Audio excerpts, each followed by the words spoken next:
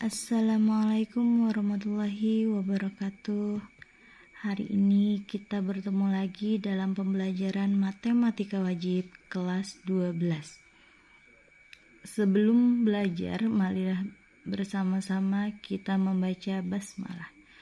Bismillahirrahmanirrahim. Jangan lupa setiap peserta didik absen dengan cara memencet tombol absen yang sudah disediakan di e-learning ya. Kita akan belajar tentang materi statistika, yaitu membaca dan menyajikan data dalam bentuk tabel distribusi frekuensi, histogram, dan poligon. Di mana tujuan pembelajaran hari ini yaitu siswa dapat membaca dan menyajikan data dalam bentuk tabel distribusi frekuensi, histogram, dan poligon, serta siswa dapat menyelesaikan masalah yang disajikan dalam bentuk tabel distribusi frekuensi, histogram, dan poligon. Jadi, secara garis besar, materi kita hari ini nanti akan disajikan beberapa data ya, di mana data tersebut akan kita kelola, akan kita olah, akan kita sajikan dalam bentuk tabel distribusi frekuensi, histogram, dan poligon. Oke, mari kita melakukan kegiatan literasi terlebih dahulu sebelum masuk ke materi inti. Nah, mari kita membaca. Di sini ada data yang telah disajikan dalam bentuk histogram dan garis ini dinamakan poligon. Nah, apakah Anda pernah melihat data seperti ini di buku, di koran, di internet, di televisi, atau dimanapun? Biasanya setiap data itu disajikan untuk mempermudah kita mengetahui peningkatan atau penurunan data. Itu lebih mudah dibaca jika disajikan dalam bentuk poligon atau histogram seperti ini ya, tidak dalam bentuk data mentah. Nah, di sini coba perhatikan data jumlah kematian pasien COVID-19 berdasarkan kelompok usia pada 6 Desember tahun 2020 yang lalu ya. Penyajian data seperti itu dinamakan poligon dan histogram ya. Mengapa data disajikan dalam bentuk histogram dan poligon? Apa sih manfaatnya? Apa sih poligon itu? Apa sih histogram itu? Kenapa harus disajikan dalam ini? Nah, untuk lebih dalam lagi, untuk lebih tahu lagi kenapa kita harus belajar ini, kita akan masuk ke materi inti. Mari kita perhatikan dan kita baca sekilas tentang data histogram dan poligon yang ada di sini.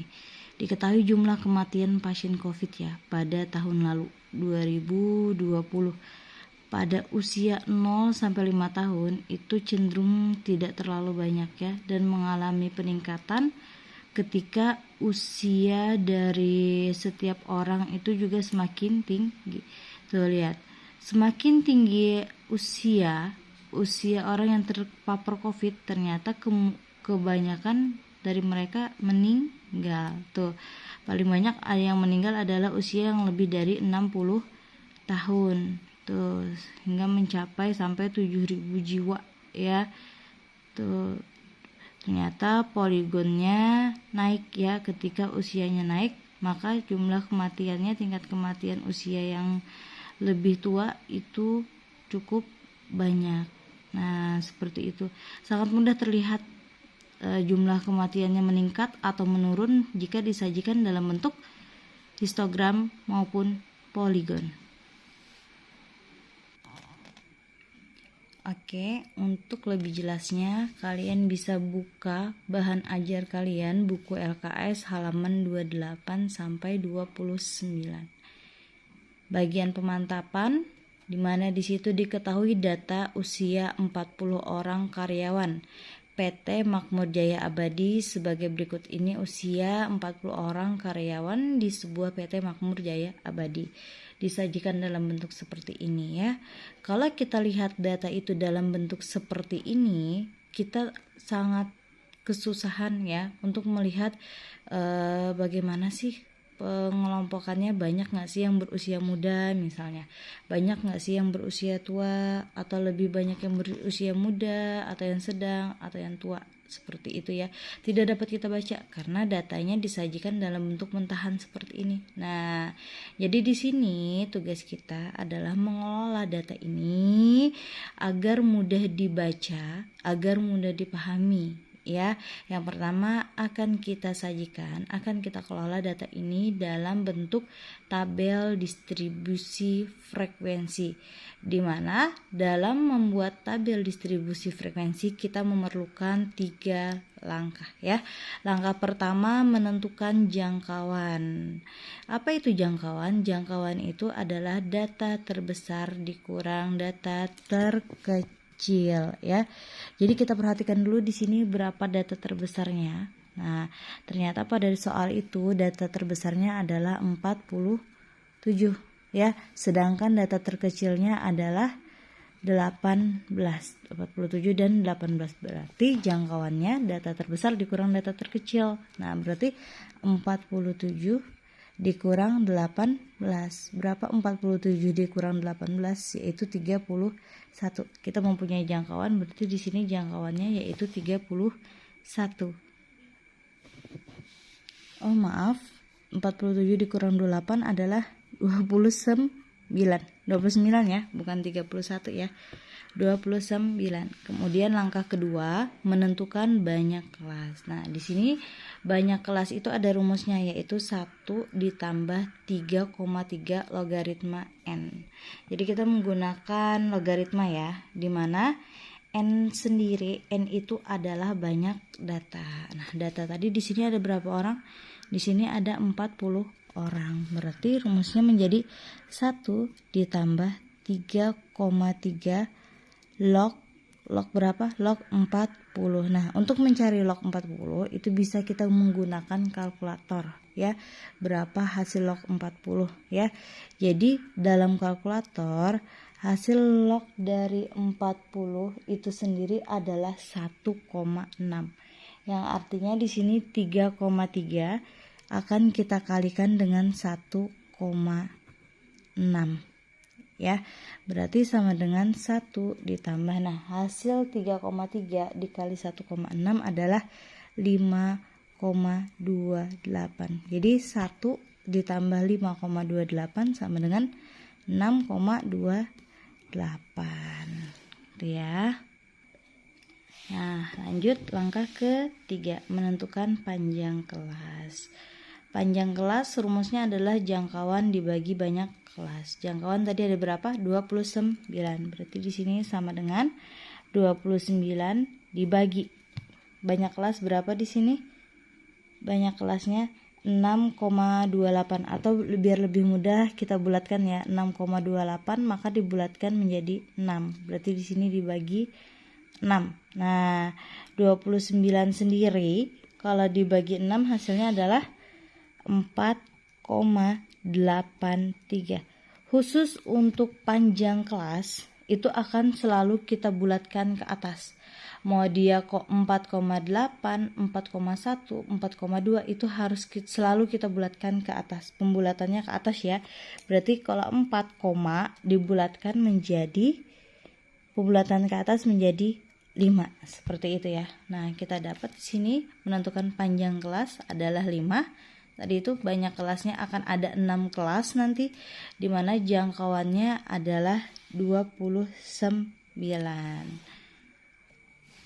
Oke, yang pertama akan kita sajikan dalam bentuk tabel distribusi frekuensi. Di sini kita siapkan dulu suatu tabel ya, dimana tabel tersebut ada usia dan frekuensinya. Usianya dari rentang berapa dan berapa, nanti frekuensinya berapa. Oke. Dari sini kita ketahui tadi itu data terendahnya adalah 18 ya.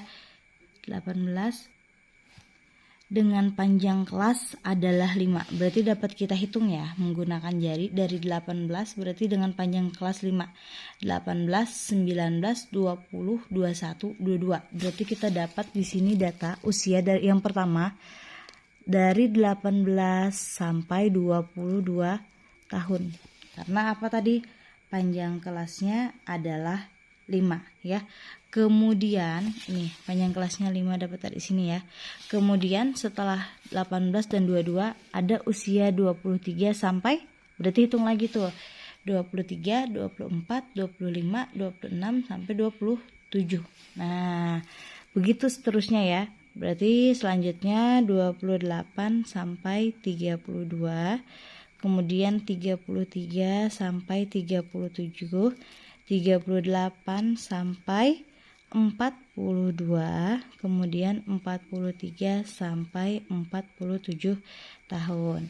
Nah, untuk frekuensinya sendiri kita akan cari di sini yang usianya 18 sampai 22 tahun itu ada berapa orang ya. Jadi kita sistem ini 22 masuk ya. 1, kemudian 2, 21 masuk, 3, 4, kemudian lagi 4, 5, 6, ada lagi 22 tahun,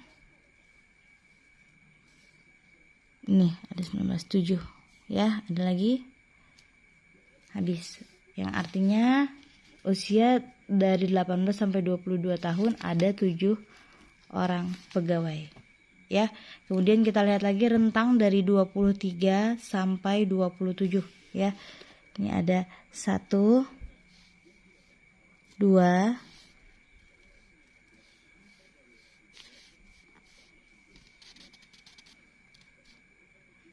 3,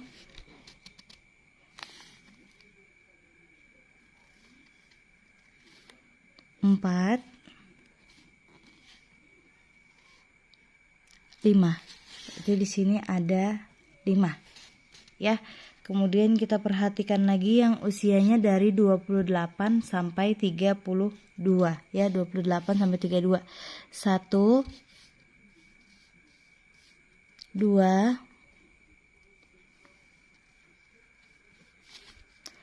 3, 4, 5, 6, 7, 8. Ada 8 orang pegawai. Jadi akan kita tulis di sini 8 ya. Kemudian kita perhatikan lagi rentang 33 sampai 37 ya. Perhatikan lagi rentang 33 sampai 37 ada berapa orang, seperti itu ya. Maaf. Kita atur dulu kameranya. Nah, 33 sampai 37. 1, 2, 3, 4, 5, 6, 7, 8, 9, 10. Ada 10 orang. Kemudian kita lihat lagi rentang 38 sampai 42. 38 sampai 42. 1, 2, 3, 4, 5, 6, ada 6, 38 sampai 42. Ada berapa tadi? 38 sampai 42.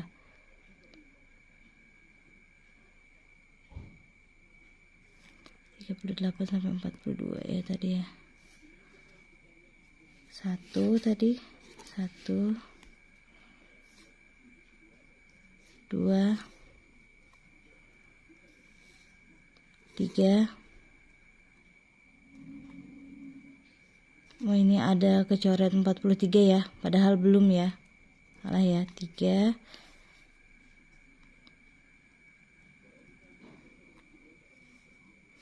38 sampai 42. 3, 4, Terus itu ini berapa lagi tadi? 38 sampai 44, baru ini lagi 5. Ini sama ini ya. Bukan 38.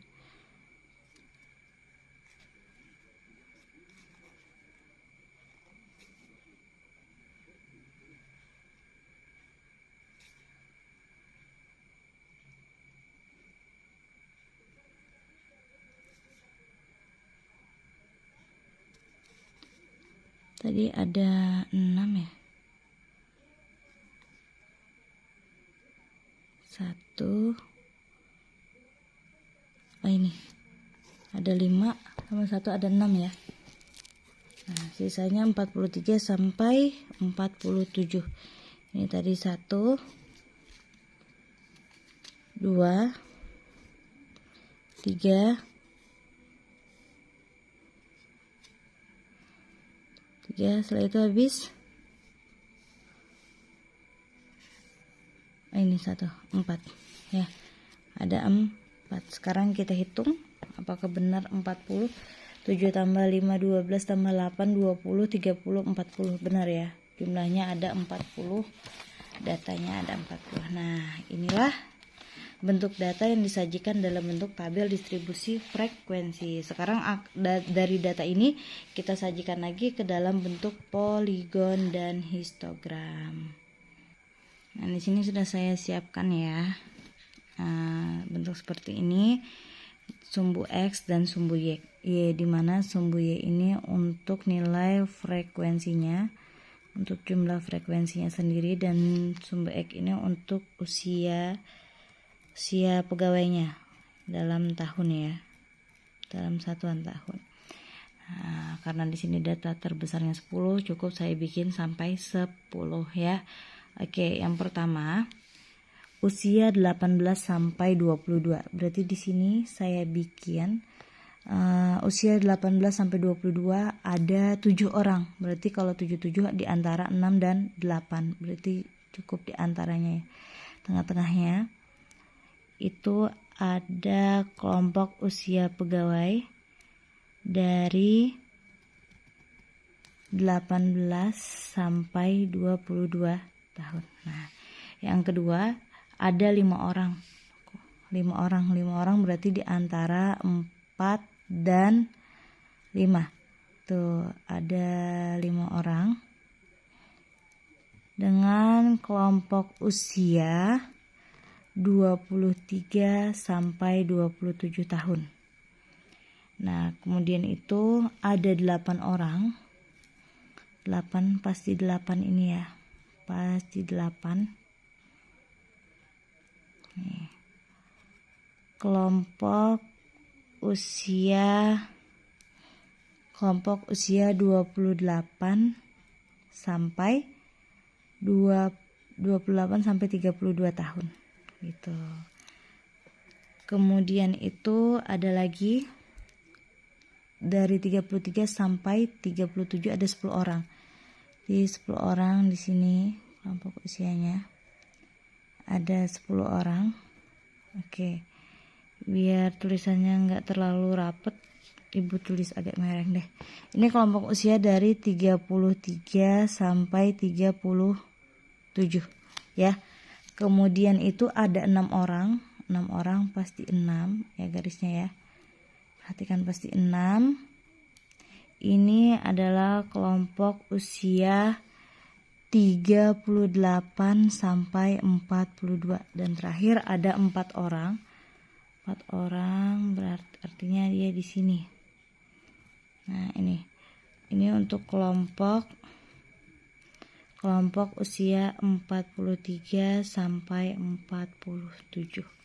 Nah, ini adalah bentuk histogramnya Jadi bisa disajikan dalam seperti ini. Ternyata yang paling banyak pegawainya adalah usia standar ya, 33 sampai 37, bukan banyak yang muda, bukan banyak yang tua, tapi yang standar. Ya rata-rata yaitu dari 33 sampai 37. Sekarang bagaimana cara menyajikan menggunakan poligon? Untuk poligonnya tinggal diambil nih nilai tengahnya seperti ini. Ini tengahnya dikasih titik. Tuh, ini juga tengahnya antara 23 dan 27 dikasih titik. Ini juga dikasih titik. Ini pun juga sama. Semuanya ya. Nah, setelah itu tinggal apa? Tinggal kita sambungkan titik-titiknya seperti ini. Nah, garis ini dinamakan dengan garis poligon ya. Ini bentuk poligonnya. Nah, jadi selesai materi kita hari ini, menyajikan data dalam bentuk apa tadi? Tabel distribusi frekuensi, histogram, dan garis ini adalah poligon. Nah, untuk tugas penilaiannya silahkan kerjakan LKS yang Ibu bagikan di e-learning ya. Nah, jadi apa kesimpulan pembelajaran kita hari ini? Nah, berarti kesimpulannya adalah data akan lebih mudah dibaca dan disajikan dalam bentuk tabel distribusi frekuensi, histogram, dan poligon ya. Jangan lupa nanti dikerjakan tugasnya ya. Kalau ada pertanyaan yang kurang jelas, silahkan kalian komentar di video ini atau kalian bisa chat Ibu secara pribadi ya. Kemudian pembelajaran yang berikutnya yang akan datang, kita akan belajar tentang ukuran pemusatan data. Jadi kalian bisa sambil buka-buka bukunya. Jika ingin belajar duluan, kita akan belajar tentang itu ya. Untuk penilaian keterampilannya itu Ibu ambil dari ketepatan mengumpul jawaban ya. Jadi mengumpulnya dengan batas waktu yang sudah Ibu sediakan. Apabila dia mengumpulkan tepat waktu, itu nilainya bagus. Apabila dia mengumpulkannya telat, itu maka nilai keterampilannya juga kurang ya.